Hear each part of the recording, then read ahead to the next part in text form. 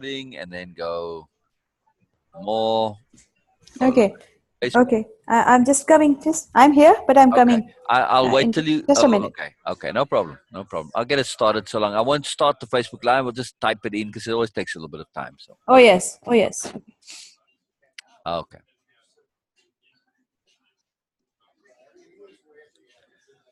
Oh yeah, I'm really hungry actually. Okay. Say in a group.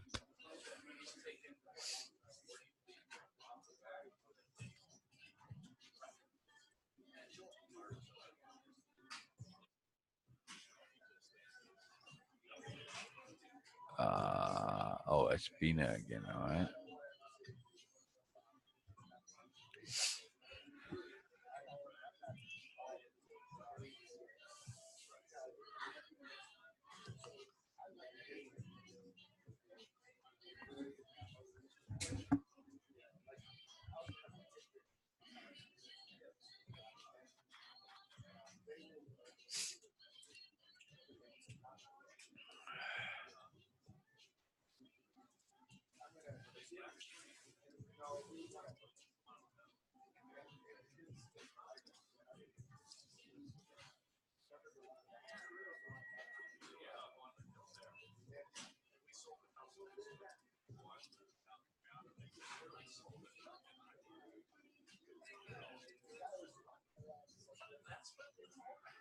The profound necessity of shifting from seeking to application and being.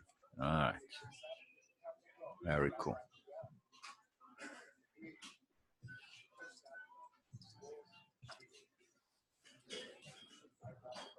Join us on Zoom. And let's get the Zoom ID.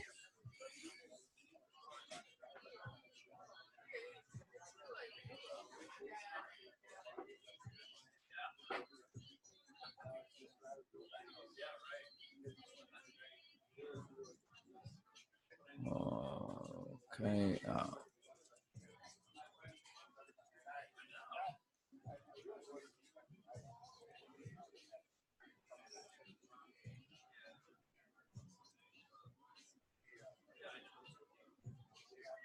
All right.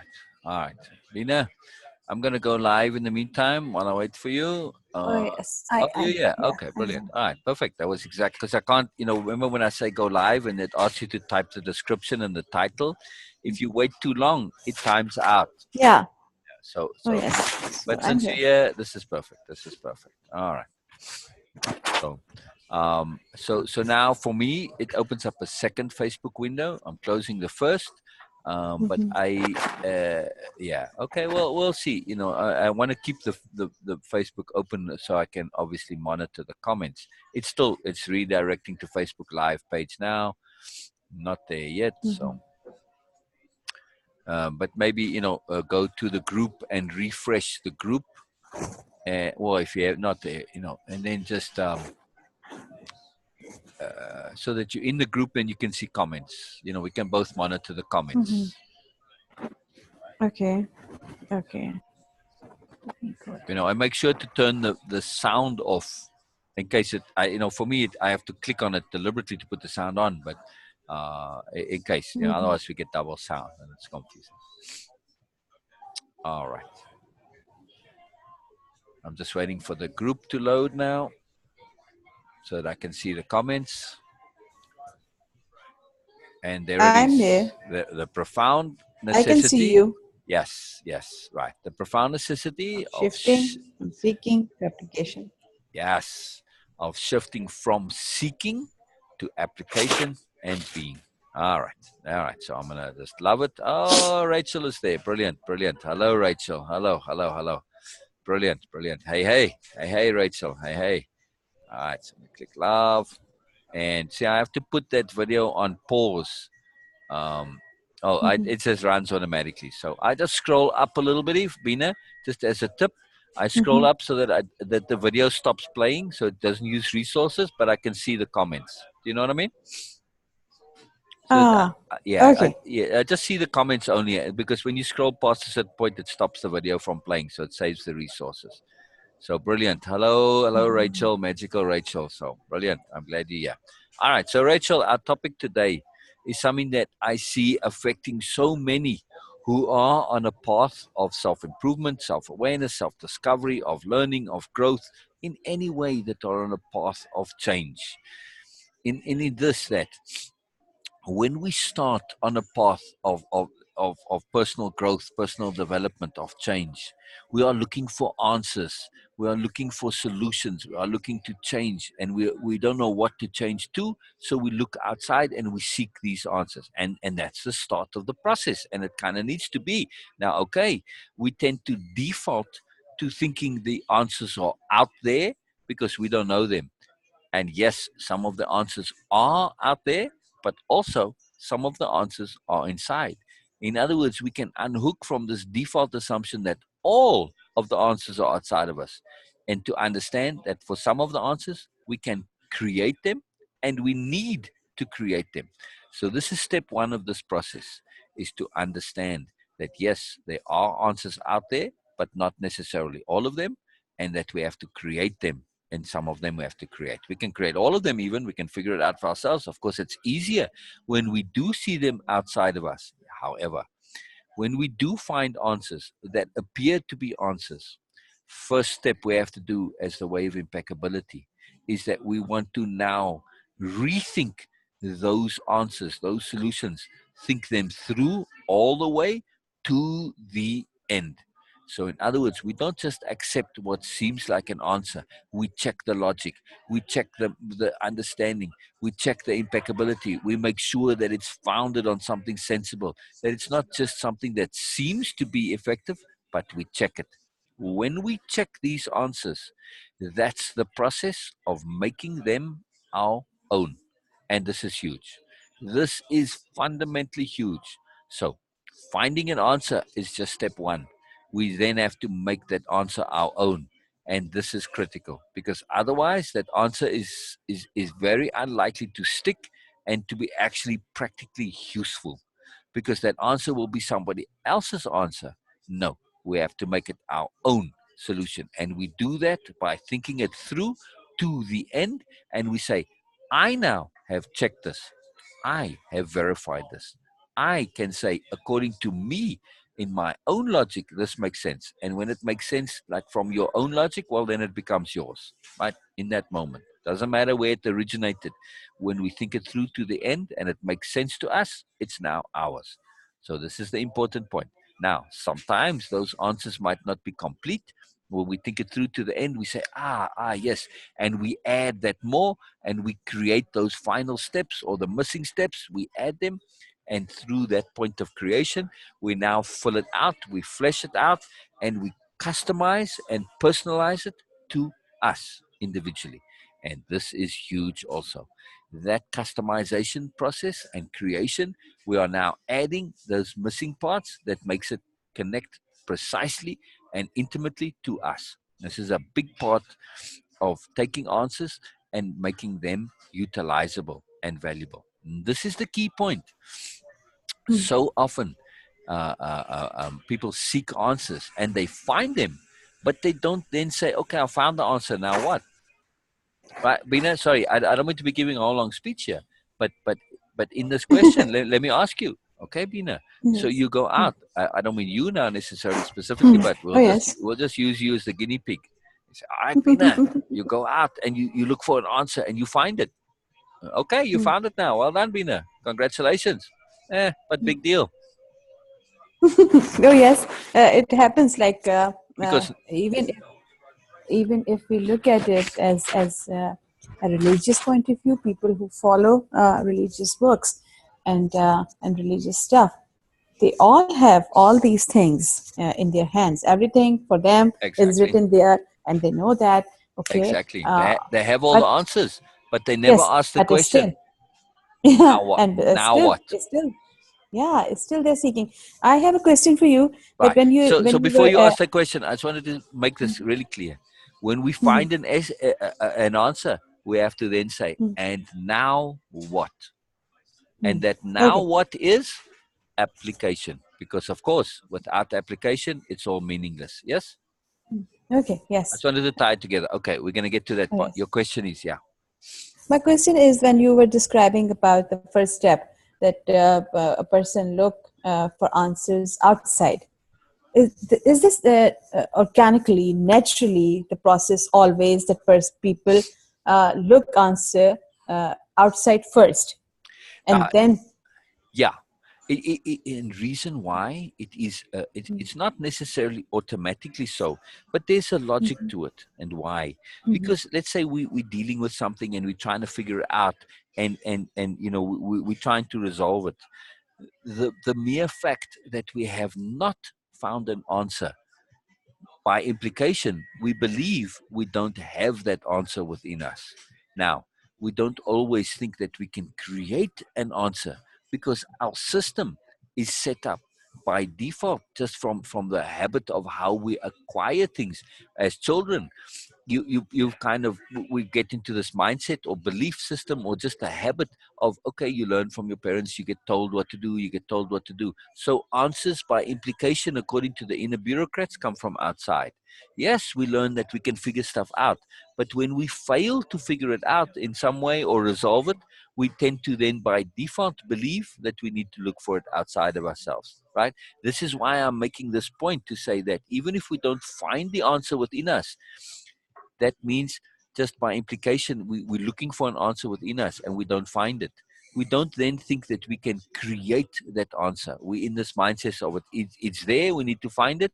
And then if we can't find it within, we look for it without. And again, we have to find it. We don't think we have to create it. So yes, it is somewhat of a default, but it comes from two reasons. One, that we are used to getting things from outside, answers, because that's how we grew up as kids. And two, we just assume because we don't find an answer inside that, oh, well, now we're going to go look outside. We don't have this default to say, oh, just because I haven't found that answer inside me, that doesn't mean I can't create it. I can. Why not? hmm, hmm. Yeah. Hmm. And when we use Okay. this profound mechanism that we have of reverse engineering, right, then we can say, wait a second, what would it be like if I had this? All right, let's just say, for instance, I'm looking for an answer to anger. I'm trying to deal with, I've got anger issues. And I'm okay. So I say, all right, I don't have the answer to dealing with anger. But now let me reverse engineer this to say, let me imagine what I would be like without anger. Okay, I picture this, I imagine myself without anger, and now I say, if I go backwards from there, what would be no anger? What would be the step that came just before it? What would be the step that came just before it? What would be the step that, and I work backwards to get from an imagined me as having no anger to the me I am now. And working backwards allows me to make those steps. And then I can connect the two, and now I've created a pathway. I've created an answer of getting from where I'm at to where I want to be. It's hard to do it sometimes when I don't know where the end point is. But when I connect it, then I can work backwards and it's much easier to fill the steps in. So it's a really useful mechanism for creating solutions and answers. Imagine the solution and work backwards from there. And it's Uh, just kind of a side but thing. But yeah, to yes, answer your question, I'm it's a bit still, of a default. I'm Yeah. still, I'm still at that point when a person like me or anyone start looking inside, because it's a huge deal. When we read in books like Buddha or something, they all first seek answer outside, and Yes. then they Yes. somehow got understanding. Yeah. Okay, Yeah. all the answers are inside, not outside. Right. And then they create solutions and create Right. and answers and resolutions. Right. So the Right. mechanism, the focal point where we understand that, where we got that understanding that answers are inside. Almost all the answers are from inside. Right. So in the books, what I read, and in the articles on internet stories, it is kind like of a story, a mystery. Oh, something happened. But in this way of impeccability, we are focused to unbox the mysteries and Yes. something to elucidate Yes. something Yeah. So, okay, what is something and what is the mystery? What is the point where people, anyone, a person understand that? Okay, now the answers are inside me. This Yes. understanding. The point is so important. Right. The shift is so important, Right. But the shift, and not how it only happens. that the answers are inside, but that I can Yeah, create them. This is very the important, Bina. creation also. Oh yes, the It's very creation important. also Right. coming from Right. inside. Yes, exactly. Exactly. Mhm. Exactly. This is a huge, huge, huge point. Right?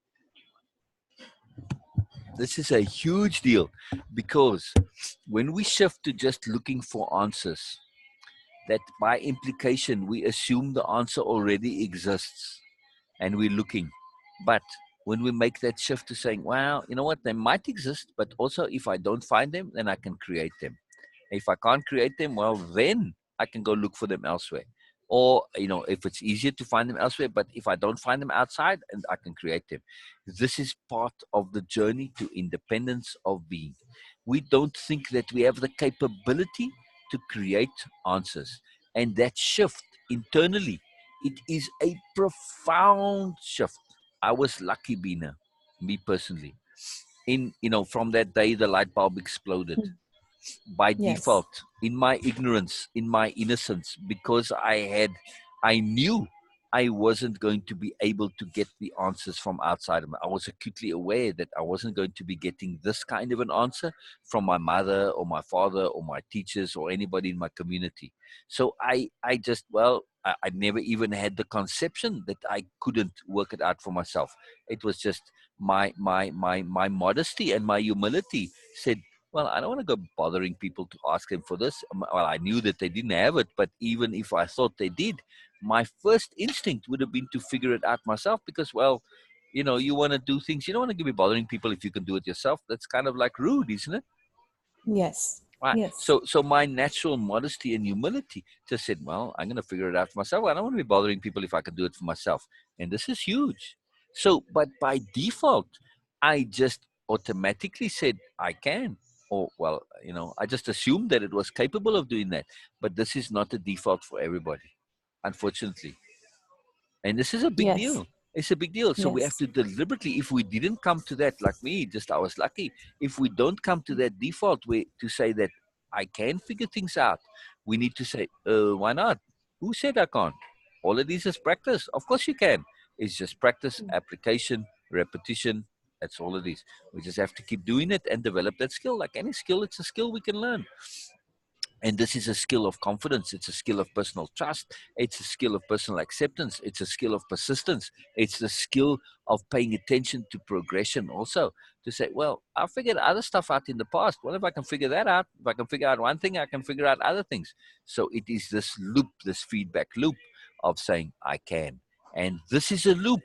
And this is a path. This is a journey. It's a progression that leads us to independence of being. In that moment when I did that and I started my journey, that was me claiming my independence of being. Inadvertently, I didn't know it specifically, but nonetheless, that was the consequence. So it's a huge deal. It's a huge deal. This understanding that finding answers, it's not about finding them, but it is about connecting to them. And there are many ways of connecting to answers. Creating is one of them. Figuring out is one of them. Hello, Rachel. Brilliant, brilliant. Hello, Glad you could join Rachel. us. Glad you could join us. Fantastic. So I'm just going to continue on this. Jump in whenever you want, Rachel. Um, just a little aside. You both received the pictures that the screenshots that I took from the video of the drawing that Rachel did of you, Bina. You got the pictures, Oh, Rachel, oh Bina? yes, I got it. I got it. And I asked Rachel to make Oh, it my sorry. profile, and Don't she clap he so said, "Oh loudly. yes, sure." I'm getting all excited. I'm getting all excited. And I was clapping my hands loudly. I was like, I'm in Starbucks. I can't clap my hands too loudly. So I was like, yay. But I have to go. It's very hard to go, yay, softly and clap like this. It just seems wrong somehow. But anyway, Oh I yeah. have to practice new ways a bit. So you got them too, Rachel? You received the photos? I emailed them. Yeah, I received them and I cropped them, so I Okay, got good, it all good, done to good. like. All It right, was a little brilliant. bit blurry, but Brilliant. All right. So I just wanted to a little aside, but I want to get back to our theme here. Our topic is this shifting from seeking and to application. Now, first of all, we are getting really into the mechanics and the details of seeking and the Yes. implications when we are seeking, that it's by implication. When we think we are seeking, we don't believe that we can create it for ourselves, and that we need to unhook from that. So part of our answer finding, we need to shift it to saying, hey, part of getting answers, we can get them from ourselves, and they can be somewhere in ourselves. We just have to connect to it, or we can just simply flat out create it from scratch. That's it. We can work it out, we can figure it out, we can create it. And each individual is capable of coming up with answers that the whole world hasn't come up with. It's quite possible. We have to unhook from this idea that we cannot come up with answers that nobody else has thought of. It's quite possible. Or we can say, okay, I might be reinventing the wheel. So what? The fact that I am coming up with a solution, a profound solution, a really transformative solution, valuable solution that somebody else might have thought before. So what? The fact that I'm doing it myself, it adds to my self confidence, it adds to my self competence, it adds to my self trust, it leverages me to feel, hey, I have the ability to find answers. So the more I practice figuring out stuff, it doesn't matter that people have figured it out before, the more I develop my ability to figure out, to create, to come to resolution and solution on my own. This is profound. Mm. So, yes, it Yes. might be a shortcut sometimes to find an answer elsewhere. But even if I do find it, I still have to think it through to the end. I still have to refigure it out and check that all of the steps are scrupulous, that somebody hasn't made jumps in logic and they're not just assuming things, assuming facts not in evidence. So that's where being a life detective comes in. Doesn't matter if I find an answer, I have to be scrupulous and diligent and thorough and impeccable in checking to make sure that that answer is actually valid and not just seems to be so. So I have to think it through anyway. So what's the difference? Okay, it's maybe a little bit, saves me a little bit of time because I can work backwards. It's a little quicker, but in the end of the day, you still have to do it yourself anyway. So this is important to understand. Yeah. Oh, yes, it is Before we important. move on to the shift to application, I just want to be Yes. we really clear what seeking means, and that there are Mm. default implications which make seeking somewhat problematic. And if we simply get stuck in this idea that all the answers are outside of us and come from others, this is a big problem. This is a Okay. very, very big problem. Okay. My because I really want to get the step-by-step recipe to get our Yes. focus inside to for seeking answers and getting Yes. Yes. resolution. So Yes. okay, I'm just presenting myself. I'm using Please, I love myself it. as yeah. Yeah. Uh, I am looking for answers from you, like outside, from Donna, from other people, from Rachel, from Mary, Bye. from Bye. Cher, Bye. Bye. and from Olivia, and also from internet, from Yes. other spiritual people on this Yes. path, and Yes. views, Yes. and from my surroundings. Everything I'm seeking from outside because I feel that, and it happens. I feel naturally with everyone. The first step, the first part, or for the first level of whatever is uh, always, or for a growth, is always seeking answer outside. It doesn't need to be, but Ah. somehow it is. Somehow it's your default. That's what you're saying. Yes, yes. Aha. So So this first step is somehow, awareness of your default, awareness of yes, your process, which just because it is so as a default doesn't mean it has to stay that way. Yes. yes, yes. Okay, and So I was looking for awareness is the first step. yes, and okay, I was looking for answers, and it just made me me like a rolling stone, something moving here and there, and just wandering my head. What is this? What it means? How I will understand? Who will elucidate? And all these things. Yeah. And yes, it helps a lot, because this is the way we start. So I started that. Yes. So okay, I Yes. feel, I'm just assuming that might be there are many other people like me who are looking for. So that's why Oh I'm yeah. asking Oh, for they are. myself. Oh, they are. And There's it a whole happens. industry that supports it. Absolutely. Yeah, yeah. Okay. And when I start getting some idea, in the beginning it was just some terms, some basic umbrella terms, and basic general ideas, no details, no elucidation were involved, and I start getting it. After that, still I was assuming that I am getting, because all these things are just getting settled in my mind, in my subconscious, in my conscious. And yes, they have no, almost no connections. It was, I always say that, I use this analogy for describing that, like it's a warehouse, and all the boxes, all the goods were just thrown into that, Yes. without any order, without anything. So And then and it, then the wave impeccability came along and ordered them, yes, classified and yes. connected them. Okay. Okay.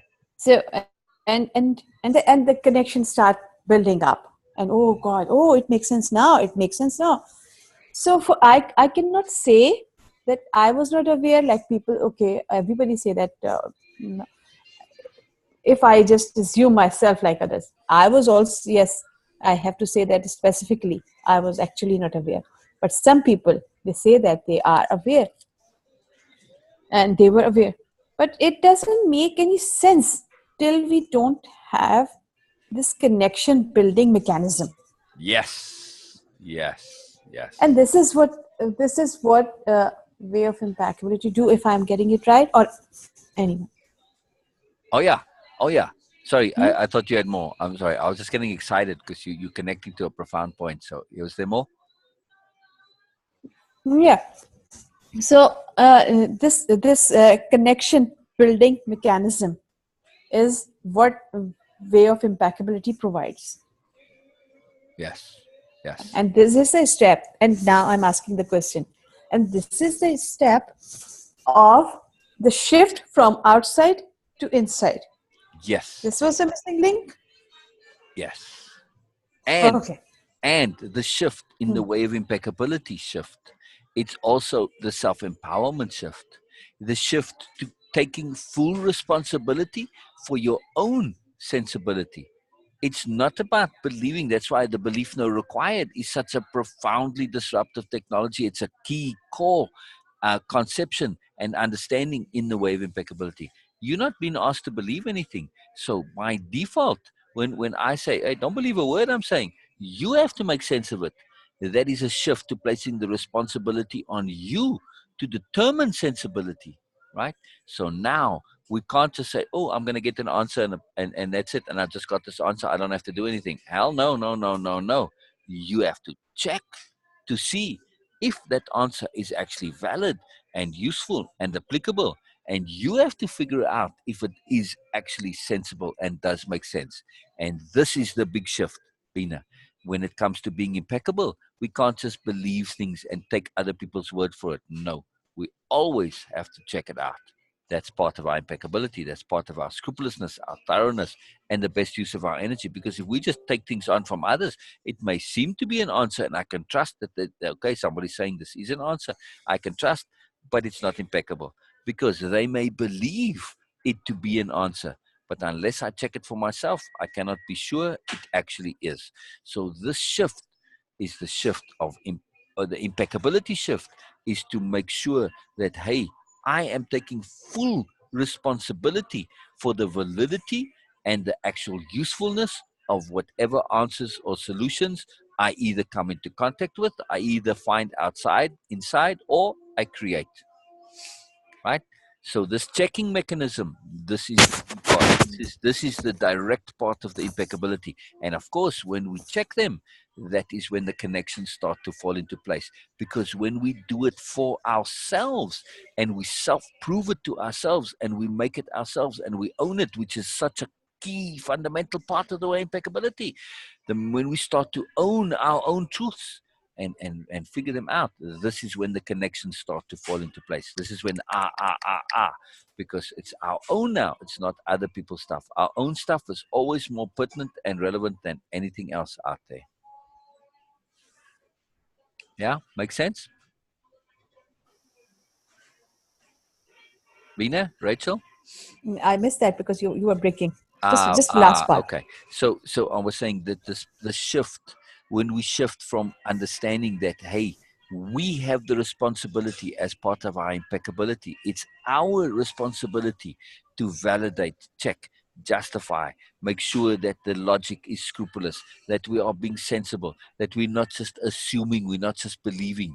This responsibility, this shift to just taking answers and grabbing them, in other words, finding them, but the shift to claiming an answer, to owning an answer.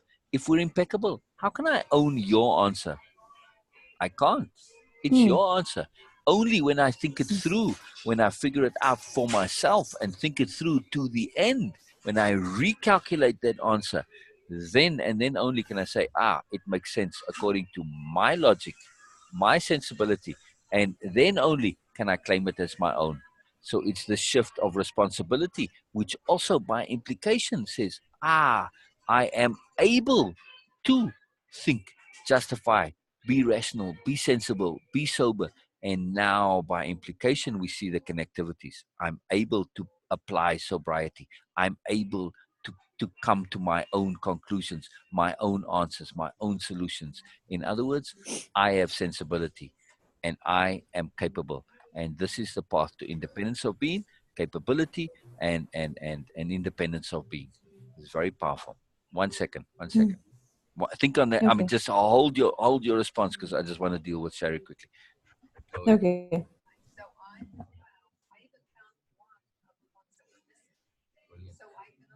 And then there were two. Okay, so these others that are missing are not in this file. I'm glad you like your picture. You found them? I just love that, and it comes out really, really cute one. You named them all?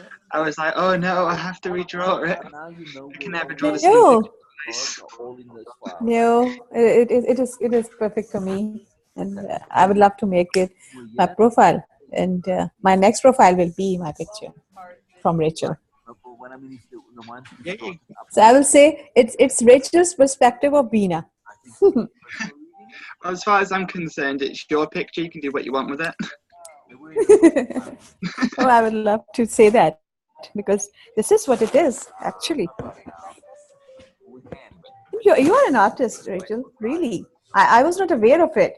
Sorry if I'm just saying that, and you are, but other videos I'm just assuming in case you don't emphasize on that you haven't that been Oh no, I am. you are ones we you are an artist. Yeah, really. I try and do my own comic books as well, and I've got like loads of comic books that I want to actually start drawing and Ah, writing, but I don't really have the power to transform. time and patience for it. To So be honest, oh, what I want to say is these it videos takes you can share it. ever to do a comic book. You have to write a story, then you have to like come up with like Put them in the the frames, and you add the pictures and the shading and the backgrounds. And you got to make sure that it flows right. if if I could take part, like participate in any form, I would love to. Remember what I said? You select the Um, shift and you go to the last one. I'm just offering myself Oh, you that okay, if you need something which I'm capable of, then you can I would love to. well, right now I'm trying to hone my art style. choose the Yeah. Um, because it's a combination of, do you know like the Marvel and DC comic books? Oh yes. Yes, I saw.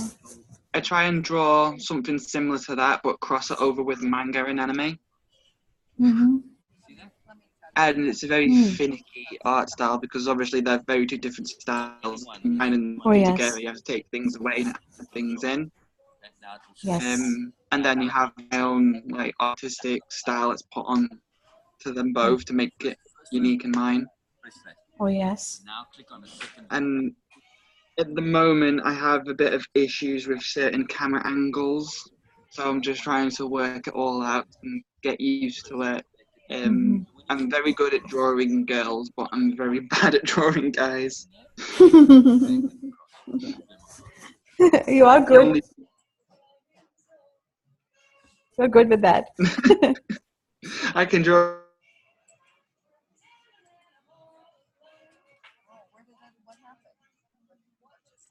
Click on it twice, it will unselect. The only male,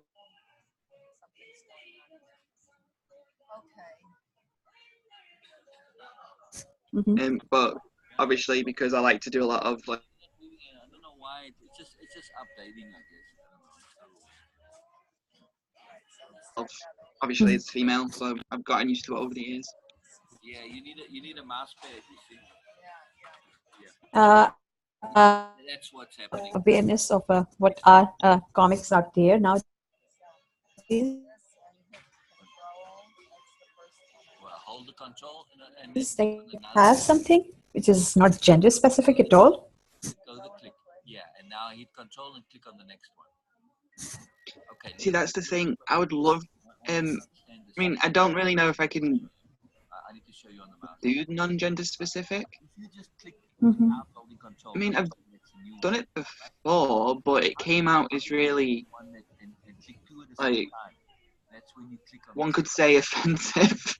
you've got it selected. Mm-hmm. If you hold control, You know, you have to, like, when you do something non-gender specific, you have to have male and female elements in there. It's just like, do you want a female head and a male body? Mm-hmm. But then somebody would say, well, you know, I've got a female face and a feminine frame, and I don't look like that. Mm-hmm. I mean, I like to do and if you like want to unselect cross dressers and select it, just click other unselect things like of that like. while holding down control. But Oh, but yes, it's still it is kind of a specific thing.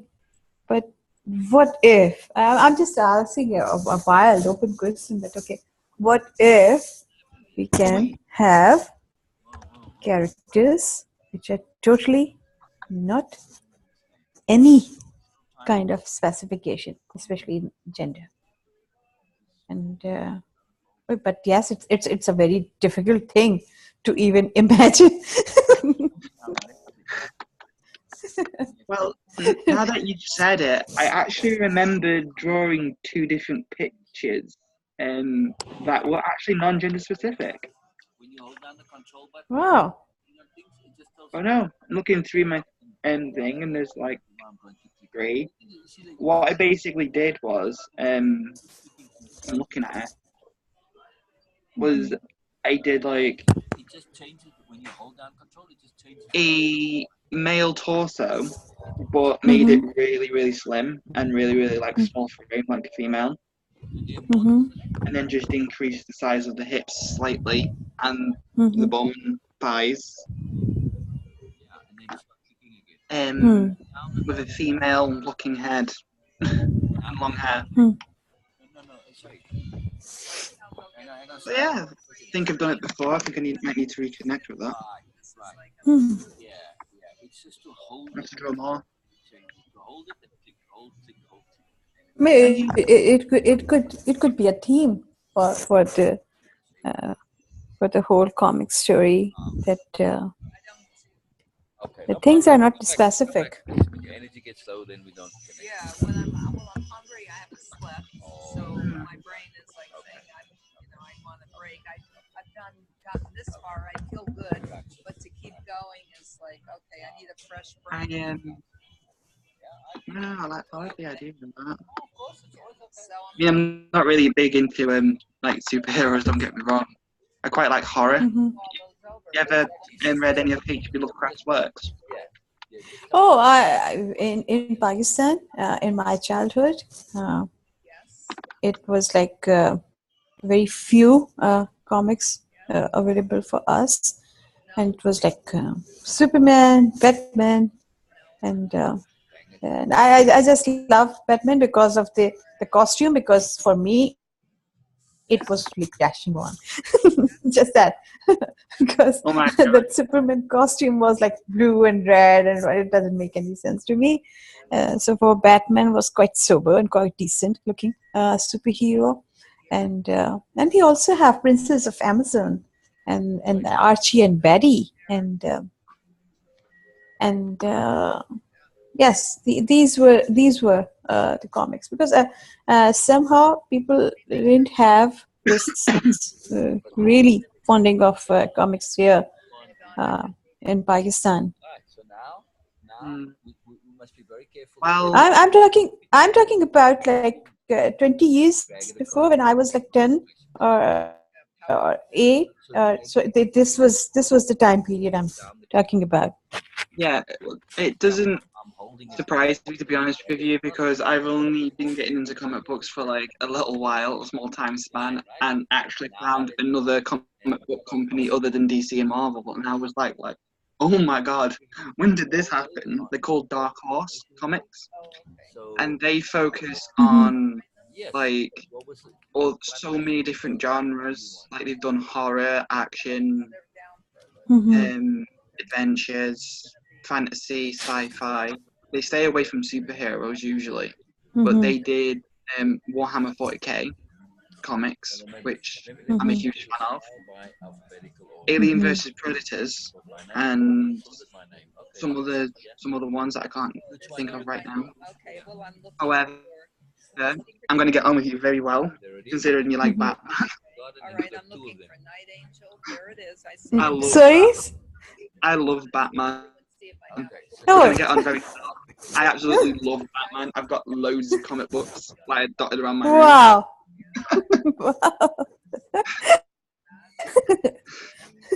I had some really stupid reason for that because it was kind of like a war between a fight between kids that who were like Superman uh, followers, and we were like Batman. So the first thing was that Batman was quite good looking guy, All and right. and All right. Superman was like with curly hair and blue and red costume. So it was funny. It was funny looking costume for me. Yeah, it's a very funny costume. Yeah. It's like I never really was a massive fan of Superman, and me and my brothers are always like, no, Batman's better, no, Superman's better. And when the Batman vs Superman movie came out, I sat next to my brother, who's like a massive Superman nerd, and Ah, um, I'm sitting there, and Batman's kicking the living crap out of Superman, and I'm just looking at him like, so who do you say was gonna win? And so my brother was just like, he's cheated, he needs technology, and I was like, he's Batman, Hello. so all he does. okay, we will continue. We'll Okay. continue our Okay. comic talk later. So, All right. okay. Okay. So, while you were not here, Mhm. me and Rachel, Yeah, we I'm were listening. I'm discussing listening. comics, and Oh, brilliant. we would, Brilliant. There's lots of power in comics, you know. There's lots of you power know, there. In anything. selfishly or Anything. something like, okay, I just, Yeah. We can extract value out of anything. As a spirit warrior, we can get value out of anything. This is our Rachel, skill. okay, if I could help by any means, I would love to in comics. Okay. Brilliant. Wow. Now you can But relax. I like her. I like her, and I Sorry, like sorry. her work also. So that's why. So I'm going to breakfast. You want to go with me? Okay, in a moment. Can I do that? Okay, just 5 minutes. Do you know the that picture that I did for Yes. you? Rachel, Sorry. can I pause you there just for a second? I just want to wrap up our discussion, and it's Hello. only one point, and then you and Bina can stay on. I'll end the Facebook live, Sorry. but you can stay on Zoom and chat, and I'd love it. It's fantastic. But I'm gonna go with Sherry, and we're gonna have breakfast. But I want to wrap this up real quick, just for in Okay. terms of the Okay. Facebook live, to say, okay, Oh yes. we've made this connectivity to understand that seeking answers it's a poor usage of the term, or even finding.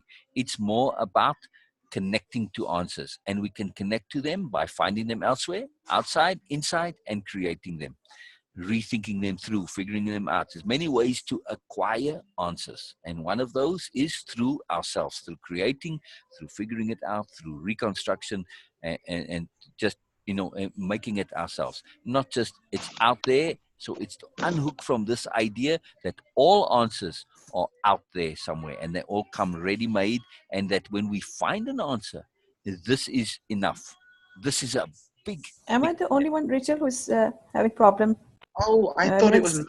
my Oh, you having problem hearing me? Oh, Sel, you're breaking. You're breaking Ah, really big time. mm. I guess the internet connection is a I little. honestly thought that was just Yeah. me. Oh, No. You just say when that happens. Because I'm here in Starbucks right now, the internet isn't always stable. So sometimes it varies. I guess depends how many people are on it or whatever. So can you hear me okay now? oh yes, Okay. yes. Now. Okay. So just to recap, it's okay. Recaps are always great because every time we recap, we get more clear. So I was saying that to unhook from this idea that answers, when we find them, are going to be, that's enough. Just finding an answer is enough. Not only just finding them and seeking them, but to understand that we can create answers. Finding them isn't the only way to get to an answer. So it's about acquiring answers rather than seeking and finding them, acquiring them. And one of the ways to acquire them is to create them ourselves. So this is our first step, right? To be aware of this, right? And say, okay, then we got to say, okay, what if I do acquire an answer? Then what? Then what? This is a Then what? huge step. Then what? Then what is application?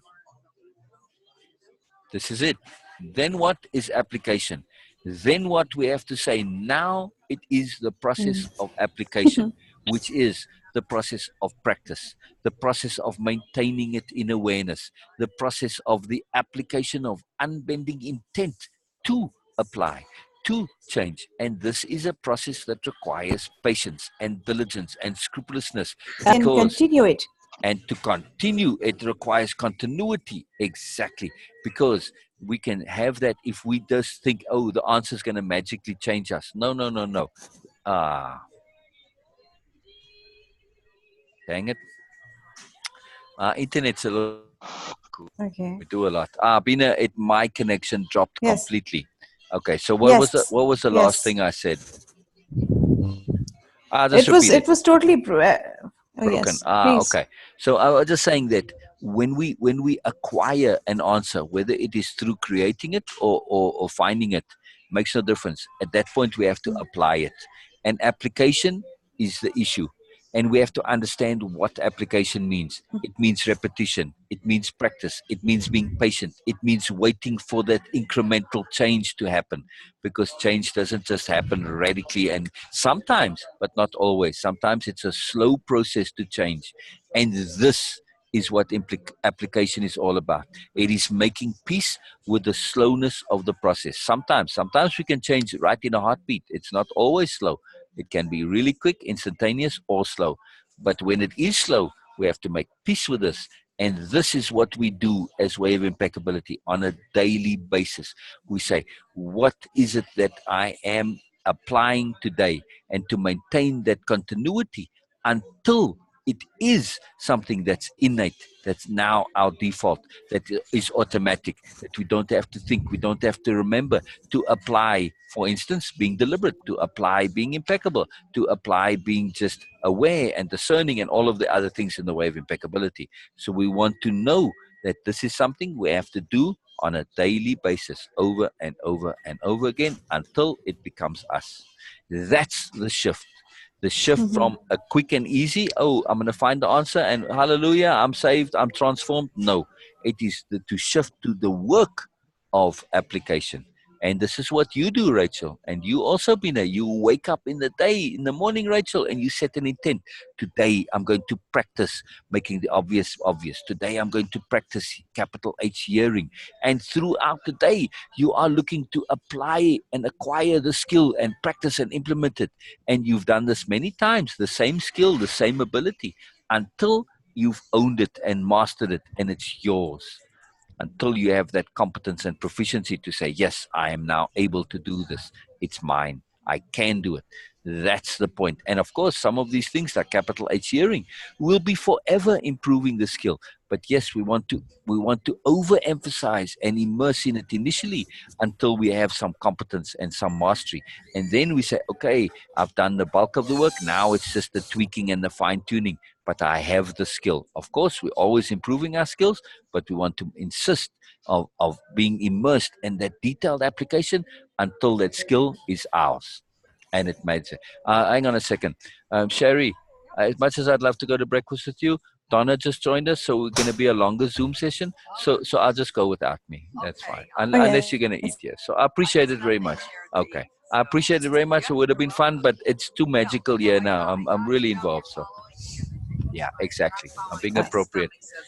Yes, yes. I'm hungry too, actually. So I would have liked to go, but this is too important. So I have to. It's okay. I'll get it later. It's cool. Thank you. Thank you so much. No, no, it's fine. No, I have food in. I have food. Right. So, thank you. Thank you. So we'll get together tomorrow. Yes, yes. Me when you're free. Yeah, yeah. Great. Okay. Yeah, because when I'm done Hello, here, I'm Donna. gonna go to. I'm gonna go to Cottonwood. But Yeah. I don't know if I'm going through this process. You know. We'll shift to. If you get a chance, maybe shift to uploading them. You know what you were doing before. Yeah, I Keep know. on doing that. Yeah, I'm not sure because Tom is coming up and then I'm meeting As people I'm appropriate. meeting, so it may not be Whatever is appropriate. appropriate access to take care of the exercise. Brilliant. All right, Sherry.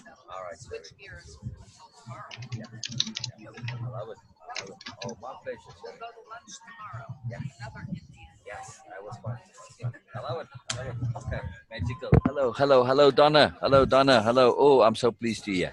All right, so I was kind of multitasking a little bit because I was helping Sherry with her project over here next to me. Just you can say hi to the people on the Zoom, Sherry, just so they know who you are because I'm Oh talking about you. yes. So you can Okay. just say hello. Hello. All right. Bina says hello.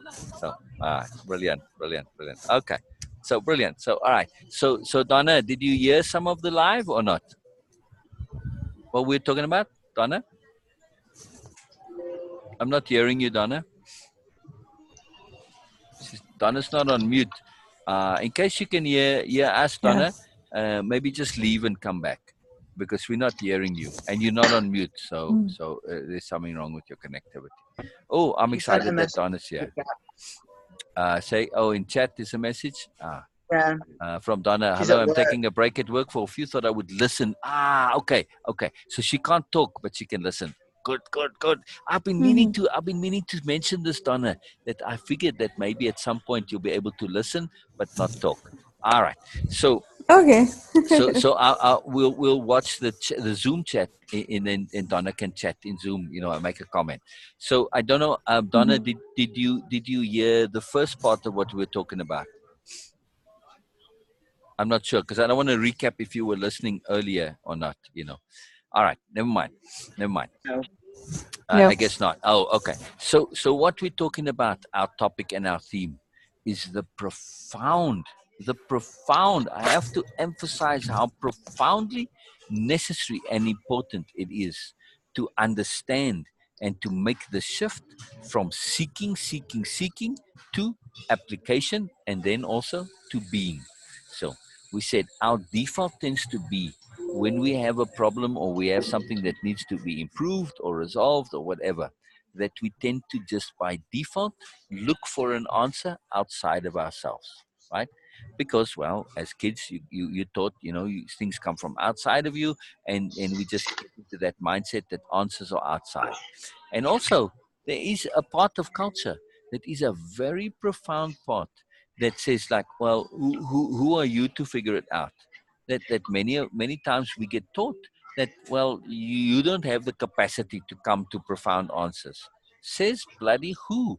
Well, it says society, and well, up your society, any individual can come and acquire and create profound decisions by themselves. Anybody. This is not a big thing to do. For instance, the profoundness of many times the obvious is just obvious, but we think because we've been conditioned that you're a nothing and you can't have profound answers, you can't figure out, the big questions in life. It's absolute rubbish. Not any of these really profound things in life are this huge, big, magical thing that's so difficult to acquire. No, at the end of the day, the things that have made a profound difference for us in our personal lives, if I speak for this group right here, they're simple things really. They're not that big and complicated. It's just that shift of awareness, that shift of perspective. Sometimes we connect to the profound in a massively simple way. It's to understand this, right? So first of all, we have to say we can connect to things that is we can create, we can connect, we can perceive. We have sensibility and we have sobriety. This is part of our impeccability. And of course, when we realize that we already possess impeccability, all of us here, we are intimately connected to our conscience. We cannot do what we feel according to our conscience is wrong. We can't do it. That's impeccability. So impeccability is not about being right. It's about doing what is right according to us internally.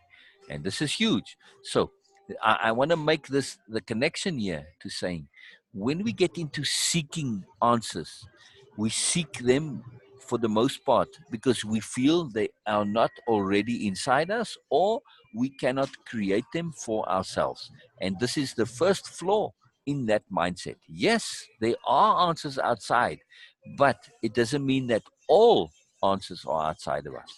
And when we do connect to an answer outside of us, that is not the end of the story. That's only the beginning part. Because step one means we are going to have to say, is this a valid answer? Is this a useful answer? And is this answer applicable to me personally, specifically, intimately? Is it exactly relevant and pertinent and precise for me? If not, I have to tweak it and adjust it. And also, I have to check that this answer is inherently cohesive. So that means I have to think it through and think it through to the end. I have to recalculate that answer, which is not much different from creating it yourself. Maybe a little easier because sometimes we can think backwards, work it from the end point and go down to the beginning. So it does help somewhat. But still, our impeccability insists that we check that answer. We check its validity. We check its sensibility. And this means that we have to accept the idea that me, myself, I am the final arbiter of truth. Nobody else. I'm the one who decides what's right for me. I'm the one who decides what is my truth. I'm not going to accept anything based on belief and belief alone, because this is profoundly dangerous. This is what a house of cards psychology, this is what a house of cards character is all about. It's when our building blocks are founded on beliefs and those beliefs might not be valid. It's a shaky foundation. No, because that belief might turn out to be complete and utter rubbish, and then your whole system collapses. So we want to found ourself, our character, our being, our essence, everything. We want to found it on self-evident sensibilities like goodness, like impeccability, like integrity, like honesty. They are self-evident sensibilities, like patience also. All of these things, all of the power conceptions that we put into our personal dictionary of power, the things that are meaningful to us, that make us us, those are the things. So when it comes to answers, we have to always say, hey, an answer needs to be something that I have to check. I'm the one who's responsible for this. So it doesn't matter how I come to this answer. If I create it, I find it, I discover it by luck, it comes to me just as inspiration. I get it in a dream. I don't care where it comes from. I have to check it. I have to think it through. I have to be impeccable and unscrupulous in validating and making sure that is worthwhile. But here's the key point. The key point of this entire life that we're doing, this entire discussion, is shifting. It is shifting from a seeking mindset to an application and being mindset. This is important. If we are always seeking answers, we keep looking, And because in the seeking, there's an implied, it's a very subtle, nuanced implication of awareness. We believe, and you see this on the internet all the time, we just believe that finding an answer is enough. No, it's not. No, it is not. This is why I so don't like the concept of teaching, because some people believe, oh, I'll find a teacher and they'll teach me, which by implication, they think that the teacher is going to give them the answers and just the giving of the answers is enough. It isn't. It isn't. We have to then take those answers and apply them, implement them, incorporate them, live them, make them our default, make them our habit. And this takes energy, time, focus, consistency. It requires unbending intent. It requires patience. It requires diligence. It requires superlessness. And it requires also repetition, right? So sometimes, yes, it's not an always thing. Sometimes we can really connect to a profound awareness. And in that moment, our entire life can change, right? But we still need to make that change habitual. So we also need to implement this. So yes, sometimes we can change radically in a moment, but typically because the inner bureaucrats are a little reluctant to jump change, they want to change incrementally. It takes slow time to apply this new profound awareness, to incorporate it, to assimilate it, to build it into ourselves as our default. And this is the shift. Because if we're only looking, we're always looking out there, we're looking out there, and we never get into application mode. So we have to understand that when we find an answer, now it's okay, I've got my answer. Now what do I do with it? I apply it. What does applying means? It means repeating it, going over it, thinking it through, and practicing it on a daily basis. And each time we practice, we get a little bit more competent. We get a little bit more skillful. Same thing as you practice playing the violin or the piano or drawing or any skill. The same applies to profound, abstract understandings and abilities of being, right? Like patience. It's something that we have to practice. Or any answer that we've come to, discernment, perspective, whatever the answer might be. Excuse me 1 second. Oh, she's not going yet. Never mind. This is a huge, huge big deal to understand that application takes time and it takes repetition and it requires diligence and repetition. And we need to maintain that connectivity to it, to say, I have to do it again and not to let go of it until it's fully our own. It's huge. Bye bye, Sherry. Bye-bye. Oh, a huge pleasure. I'm really excited that we persisted and we got to, we persisted and we got to magic. I love it. I love it. Eat and rest. Sir. See you later. See you tomorrow. All right. So this is a huge deal to understand that application is not a simple business. Application is exactly what the entire way of impeccability is all about. It's not about finding answers. Answers are actually very easy to find. Truly, I don't mean to sound flippant, but they're everywhere. Yeah, in scriptures, in philosophy, in text, in books, in movies, in adverts, in just in observation, answers are all around us. But answers by themselves mean bugger all. Without application, they are completely and utterly useless. And we have to unhook from this belief that just finding the answer, just finding it is enough. Hell no, it isn't. Hell no, it isn't. Sorry to say, but it isn't. And so we have to make that effort to application and to realize that application is a slow business for many times. It is a persistent business. It requires us to make that continual applied effort. Also, something that's very important. I don't know if any of you have ever pushed a car on your own. A motor vehicle that's just, not on, that's just in neutral, and you have to push it, right? Now, Done that. Yes. exactly. Okay. So when you push like crazy, and in the beginning you're putting all of your effort and the car doesn't budge, but you keep pushing, and slowly but surely nothing seems to be happening. But by persisting in that effort, eventually the car starts to move. And once it starts to move, it moves quicker and quicker and quicker. Okay, there's a limit to how fast you can push it, but nonetheless, it is in the beginning that effort seemed to make no difference whatsoever. And we could have given up and said, this is not making any difference. But because we persisted, And we knew that if we keep persisting, that energy isn't lost, it's actually doing something. And once the vehicle started moving, okay, then we had to use less energy to keep it going. And there was a profound shift. But that persistence initially, even though we didn't see anything happening, this is a key criteria when it comes to applying personal change. To keep persisting and know that momentum takes time to get going, because that is the key to understand the difference between momentum and inertia. That initial effort that didn't make any difference, that was being applied to the inertia of the car. And inertia is the thing that keeps it in place.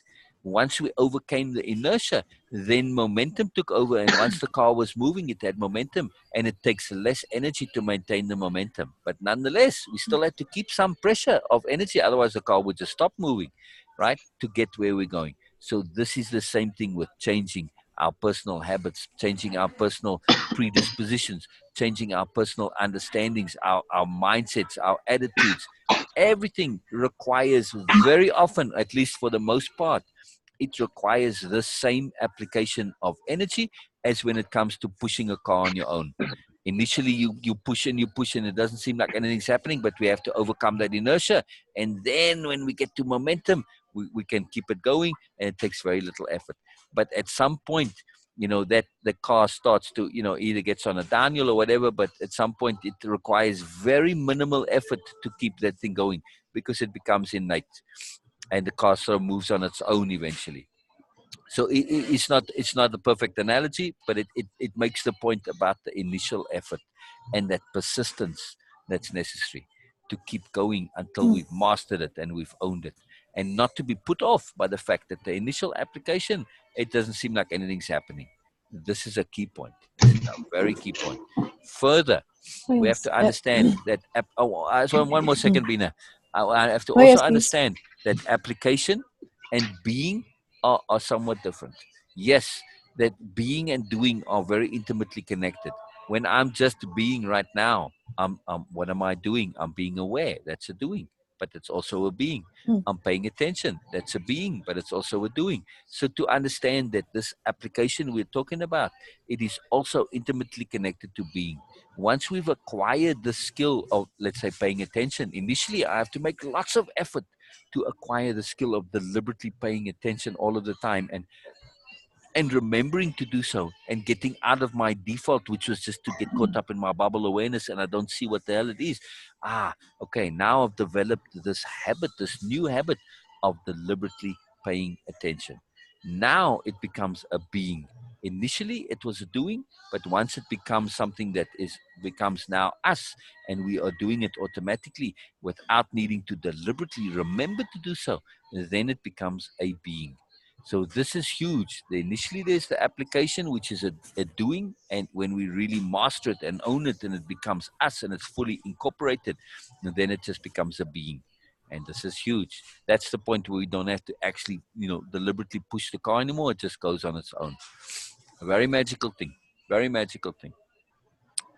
You were going to say, Bina or Rachel or Donna, either way. Type Donna, type Donna. Let me see. Did you type there? Am I missing your comment? All right. Let me just read. Yes, please. Okay. So Donna says, for me, everyone has to seek until they have enough information to then apply. And that pivotal point is different for everyone. Discernment is needed to know when to pivot from seeking to applying. Yes. So this is a powerful point, Bina, Donna. Yes, yes, yes. We can do both seeking and applying at the same time, right? So we can be seeking and say, yes, I'm always on the lookout for new answers. But also at the same time, I'm always in applying mode. The two can go together. They don't have to be separate. The reason that we said to shift is because, unfortunately, when we start, we end up by default, we end up being in that seeking only mode. And this is a big deal.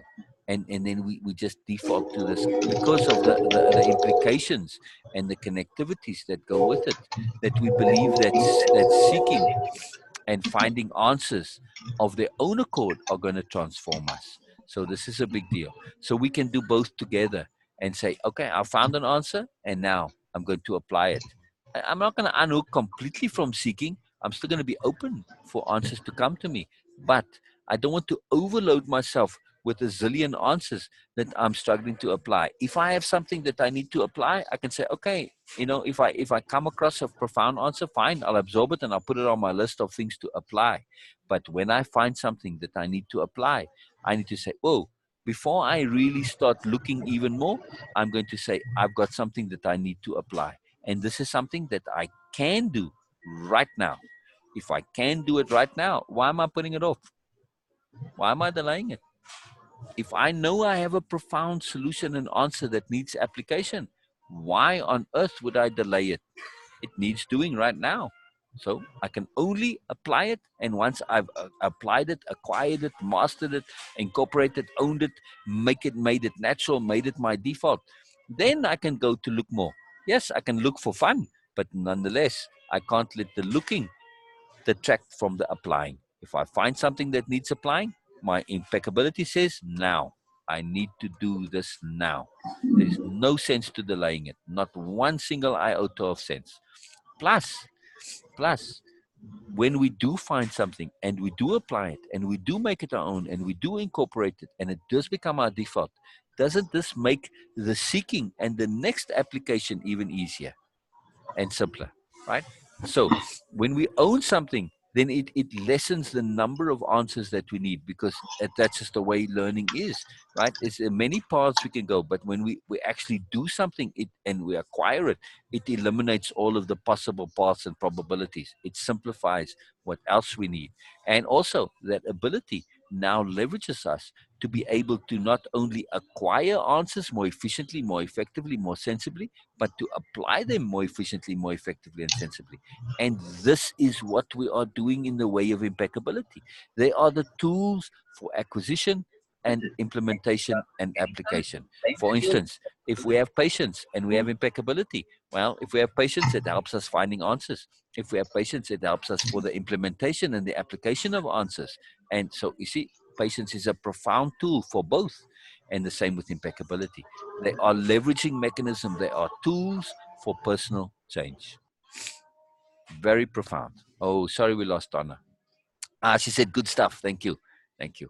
So was there another comment before that? Let me just check.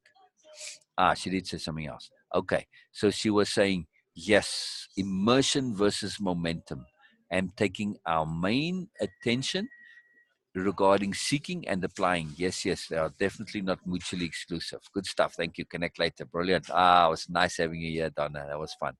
So this is a very big deal. And I want to emphasize something that's important in this particular discussion, and that is nuance and subtlety and sophisticated perception and awareness. What we are doing here is we are taking our default understandings of things like seeking, and we're saying, oh, it's not just as simple as it seems to be. There are implications, there's nuance, there's subtlety, there's sophistication. Like seeking, it implies that, well, the answers are outside of us. It implies maybe that, oh, when I find it, then that's enough. So all of these subtleties, they are what make the difference. That discernment, in other words, to say, oh, seeking is not enough. Because look how many people, and I know literally people like this, they buy a self-help book and they read it, and then when they're done, they buy another one and another one and another one and another one. It's and they've been doing this for their adult lives for 10, 20, 30, 40 years. The same process over and over and over again. They're in a perpetual seeking mode. It's incredible. I mean, they have a library at home of courses and tapes, and they go to seminars and retreats and all this stuff. They are always in seeking mode. They've never got out of it. And that's the problem. Right? I mean, those are extremes, but it happens. I mean, it's not an exception, maybe not to that extent, but most people in the self-help industry who buy self-help books, they find them and they see it, oh, I found an answer, and then they go and buy another book. What happened to all the answers in your first book? You didn't apply them. That's what happened, right? So if you had applied them, sorry, Rachel, go ahead. I've done that, but not for that reason. Oh, interesting. And how did it connect for you in your situation?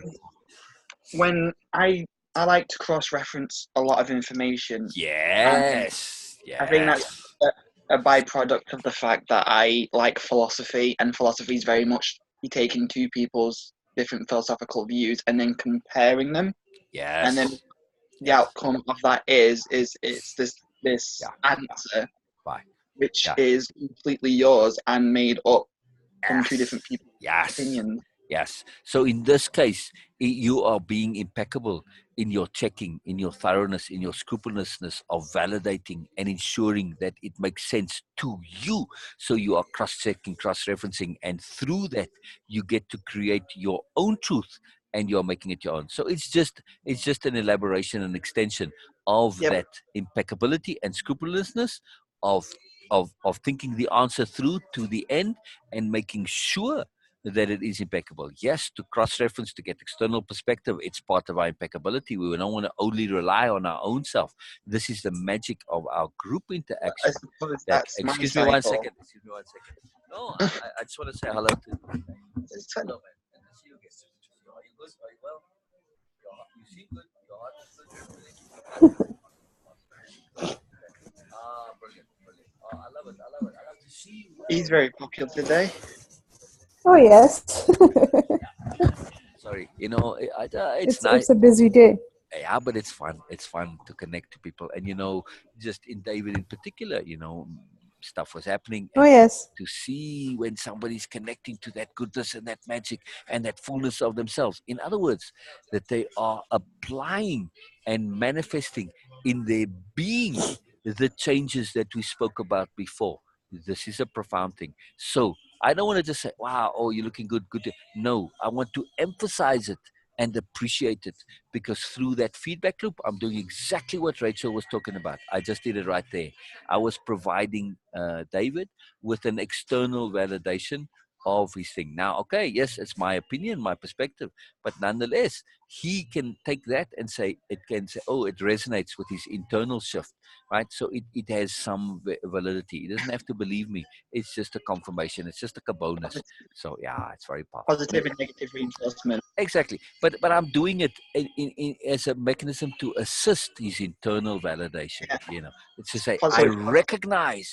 recognize this change, and to see when you get, oh wow, it's not just me who thinks I've changed; it's somebody else is seeing it. So now it gives you that it's not just that you in your bubble, and this is very powerful. It's very Yeah, powerful. So, it's so positive reinforcement, isn't it? right, It's basically yes, saying yes, I acknowledge the fact that you have this internal shift, right. which makes me do it more. Exactly. But I'm not doing it for the positive reinforcement. I'm doing it to give him an Oh no, external, mechanism for validation, to say, oh, it's not just, I'm not the only one who thinks I've changed. Somebody else can see it from outside, which means my internal perception has reality, has validity. I'm not just in a bubble where I'm imagining that I've changed. No, I actually have changed. So it's more for that. But yes, it is a sorry for positive. implying It is a positive validation also, and it is positive reinforcement, but that's an additional thing, so yeah, that. I wasn't. there's I'm sorry if nuance. it came across as me saying that's what you were doing. I No, no, wasn't. I no, was no, just no, saying no, no. that's what it is ultimately. Yeah, I didn't take it that It's, way, Rachel. it's great. I was just kind of eager to not connect it that it was only positive reinforcement, because the reason why I'm a bit careful here is because to apply positive reinforcement to others can very easily fall into the category of manipulation. So I'm a bit Yeah, cautious with it to I'm share. not Yeah, yeah, necessarily trying to say that yeah, that's yeah. what you're doing. I'm No, just I know saying you. that it's a byproduct of a genuine opinion. Yeah, So it's double exactly. whammy. Yeah, What we call it a double whammy. yeah, exactly. So I'm sorry, I didn't mean to respond so quickly, but I do that sometimes because what you're saying is very powerful. And that if we're listening to this, the brain reacts to, oh, powerful, and we just jump on that and the emphasis, and then the brain starts thinking only of that, and you don't hear what comes after. But if I jump in really quick, then it's wait, and we put it on pause, and now the brain can say, it is not just positive reinforcement, but it is validation, it is external appreciation, it is a perspective shifting mechanism. It's all sorts of stuff that was happening. There was more going on. So that's what I was doing there. So I was being a little bit sophisticated. I know it seems like I'm just impatient or responding to, like something else. I wasn't thinking that you were being weird or being crappy in any way. No, no, no. I appreciated what you were saying and it was valid. I was just being very careful to be really precise on the emphasis, that the emphasis of my interaction with David wasn't on positive reinforcement. That is just one part of what was doing. Yes, it was positive reinforcement to some extent, but I can't really take it on myself to do that, because yes, okay, we spoke about the stuff, but it's not really within my purview as an individual to go around positively reinforcing others. I mean, yes, I can do it in an appreciative way, but not in a direct way, because then I'm just manipulating and I'm putting my opinions onto them. So it's something I'm very cautious about. Particularly me being me. I can't be disconnected from the reality that if I'm going to give positivity to somebody and they're connecting to me in the fullness of where I'm coming from, that perspective carries a little bit of extra weight sometimes for people, and I have to be very responsible with this, right? I have to be very cautious. So that's also why I was jumping on it really quickly. It's a point of ethical responsibility for me, in other words, to be judicious when it comes to things like positive reinforcement, as opposed to a free appreciation. That's different. I'm really sharing, in this case with David, my appreciation of where he was at, my perception, my perspective, and he can do with it what he wants. It's slightly different. It's very important. Yeah. Yeah, Okay. I've said it before anyway, that any kind of self-help or any kind of like psychology or anything is all manipulation, but there's bad manipulation and good manipulation. Exactly. It improves somebody's life, then it's manipulation. Exactly. Exactly. But Exactly. I wasn't trying to imply that anything. Yeah. No. I know you didn't have any negative intent in what you were saying. I'm absolutely just know that. Yes, I was just being really scrupulous about the emphasis. I didn't want the emphasis to get on the one thing only, because it's such a subtle, nuanced point. I know how you meant it, but how you meant it and how, because this is alive. You see, I'm being a little different because it's live. How you meant it and how it may be heard with somebody who isn't connected to our understandings and the moreness, of our interactions and connectivity. It may be heard inappropriately, you see. So I was just being diligent. That's all, right? So I was just being very careful. And look at the magic that came from it.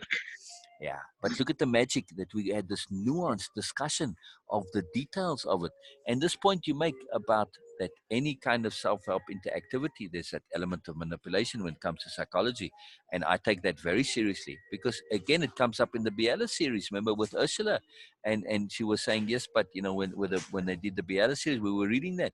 They said, yes, but what they did was manipulation. Yes, it is, but there's ethical manipulation and there's honest manipulation.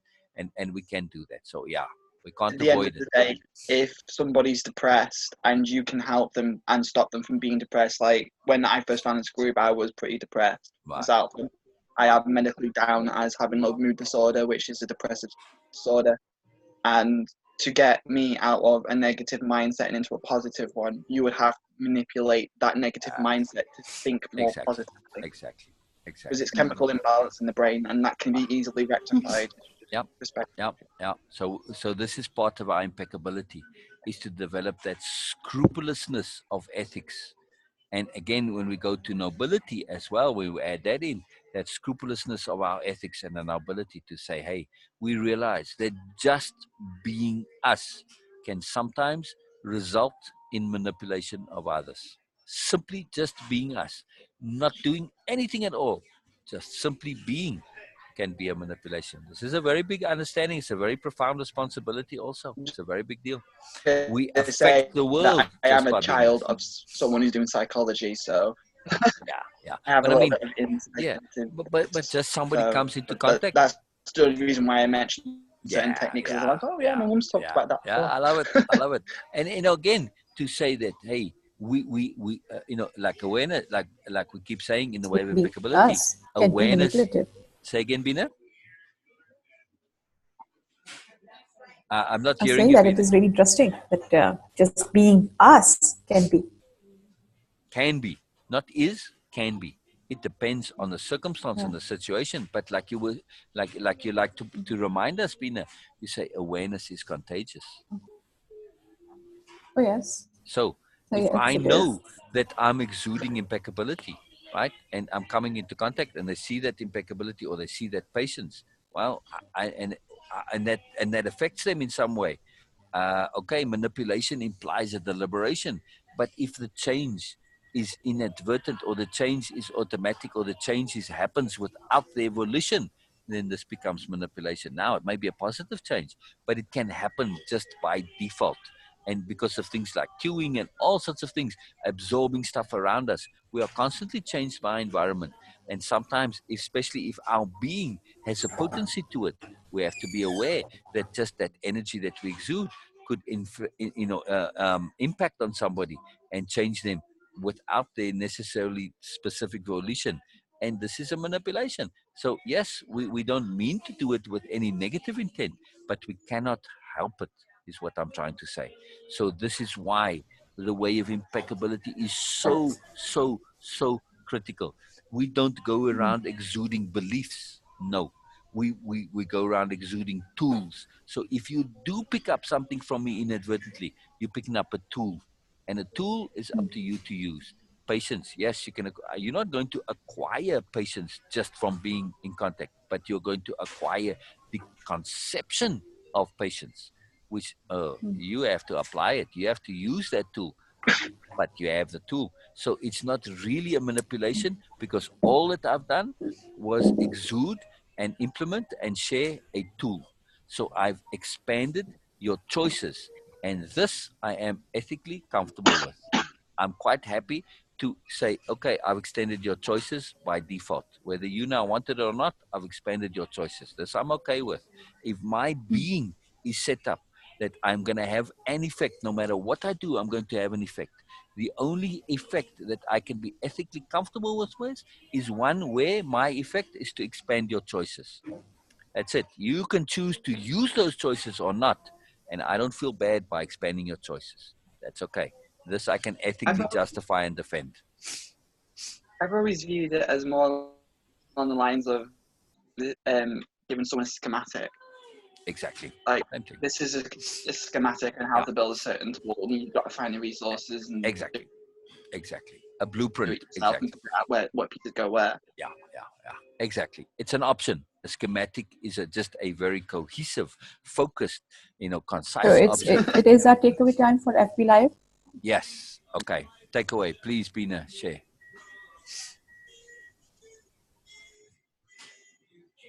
Oh, go ahead, Bina. Okay.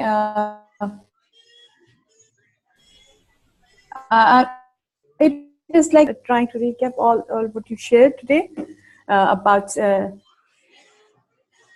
shifting. Yes. I'm listening. Are you going to recap, Profoundness or of do you want me the to? shift, the process of shifting from. No,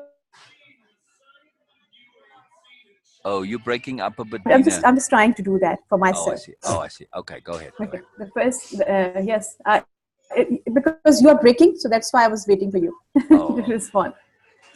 The first thing that it is somehow by default, but not compulsory, not always, but somehow by default it happens that first anyone who wants to grow seek answer from outside. Yeah. And we seek answer from outside, and the shift from seeking answer and having answers and from inside is, it requires a bit thoroughness, it requires a bit emphasis in making things obvious and thinking things through to the end, and having faith and having trust on ourselves that we can have these answers. So that the shift process start with these steps, including more, and then we start seeking answers by the help from outside world, because yes, people from outside world do help us by sharing their perspectives, by sharing their concepts and ideas, and no matter how old perception or how old idea we have in our subconscious, in our mind, yes, mostly it comes from outside, but then we have that, and then we compare all these perspectives, we analyze them, we think them through to the end, and then we choose what what makes sense to us in that particular situation. Yes. So it cannot be. It could be for very long, for infinite time for us, and it could be for in that particular situation. It makes sense. Like any perspective from you, from Way of Impeccability, if I get it, and I feel that okay, mostly in Way of Impeccability, we have all the umbrella concepts which covers all these things and make connections, not really specific to the point personal things, but that that umbrella terms and concepts which covers all mostly more than one ideas and perspectives. So the concepts are self-proven, self-validating things, and you the can assumption analyze that. And the assumption in this case, the umbrella of what you've been saying, is the assumption of profound, thank you, of profound personal responsibility for our own answers. Doesn't matter where next to them. We have to assume responsibility for making sure that there are answers for us. It's our responsibility. So it is like a Way of Impeccability is not not a manual which gives you any answer. It's not a dictionary to give you any answer, but it enables a person to create answers for him or herself. Yes, so it's it a enables toolbox. us to Right. toolbox, and it also a support that enables any person to see, and by giving and showing different perspectives. Yes. So, Yes. okay. Yes. This is the process is shift. Yes, this is important bonus. Through our interconnectivity as a group, perspective shifting is an incredible magic bonus. So yes, perspective shifting is something that doesn't come inherently, but because of our interconnectivity, and also part of Way-of-Impeccability is to develop the ability to perspective shift on our own accord. But of course, when we get them from outside, extra bonus. Yeah, very powerful point. It sometimes feels a bit awkward when a person looking for answer from me. It was a bit awkward that okay, I'm asking something and you are not giving me any answer, and okay, in modules also I'm not getting any specific answer to my need, to my personal problem, my situation. But I feel now I can say that the Way of Impeccability deliberately, intentionally do not provide any specific answer. It might seem quite contradictory when we are discussing different perspectives and sharing different perspectives, but it is a deliberate intent to not provide single or a specific personal individual perspective. Impeccably. Which is quite amazing. Yes, it is quite amazing for me. It is a bit awkward. Yeah. But how can I impeccably justify giving you an answer? My impeccability will not allow it. My ethics will not allow and it. also I would have to be arrogant me to do that. Yes, and also giving me only one perspective all the time, because you don't do that. No. You don't always share only one perspective. As many as possible. It seems a bit contradictory on surface. Yeah. It seems a bit like contradictory. Oh, once you were saying that, now you are saying that. So okay, it is not contradictory at all, because Way of Impeccability is designed to not give anyone any specific fixed idea. Yes. To stimulate you, to assist you, and leverage you, and put you in a space where you have the tools, the ability, the information, the perspectives, where you can construct and create and come to your own answer by yourself. Because it is only then, and only then, when it is your answer, your solution, no matter where it came from originally, when you've worked it out for yourself and put it together, when you've selected the perspectives and figured it out, when you've done that, you make it your own. And then and only is it real and lasting, and it becomes a part of you. And that's what this is all about. Empowering you to create you. I can't do it. Nobody else can. Only you can. Oh, yes. and also that application part, that okay, shifting from seeking to application. Application part is actually automatically started when we create our own resolution. It doesn't require anything more than that. Yeah, one can satisfy, one can feel satisfied by just creating, having an answer, have a resolution, because this is what application is. Okay, you can apply, I can apply in my practical life, I can go further with that, but just by having, create, and being able to create, to have my own perspective, to my own answers, my own resolution, is in itself an application. Self-reliance. Yes. This Yes. is it, the result, the inadvertent consequence is self-reliance, which is of course one of the foundations of independence of being. That self-reliance, Yes. And self-competence is huge, huge, huge, yes. huge.